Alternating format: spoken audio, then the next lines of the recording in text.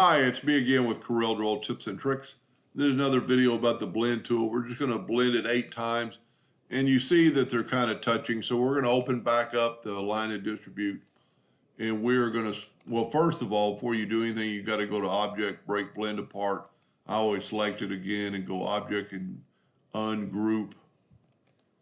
And then you can take all these and align it, distribute the space horizontally. Now they're all equal apart, but they're too close together, let's say. Well, right here, you can change that. Let's make them 1 inch apart. So just type in 1, select them all, and then do this here. Now all your blends are 1/2 inch apart, or 1 inch apart. And you can make this anything you want. You can make it 1/4 inch. You don't have to do both numbers, it's horizontally, but I just get in the habit of doing that. So now they're all 1/4 inch apart. So you can do a lot with this after you blend 2 objects. Now I'm gonna show you another little trick here. Let's take this one, and I am gonna purposely mirror this. Now look what's happened when we blend this. It does that. So your 2 blends need to be the same direction. You can always take your shape tool. Let's zoom in here. Always take your shape tool and you see, well, you can't really see it. Well, to convert them to a curve, go up to Object, convert them to a curve.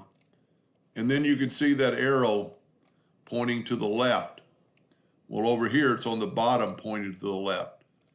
And so we can just mirror it back. So you really, whenever I blend, and I'm going to show you what I do whenever I blend something, now hit apply and it works. So whenever I blend 2 objects that are the same and I want them smaller, I will take the original and I'll hit the plus key on the keyboard, and then I'll move it over about where I want to blend it. Then while holding down the shape tool, I'll make it whatever size I want. And then you can still size it and go by 0.5. And then they're in the same direction. So they'll blend evenly.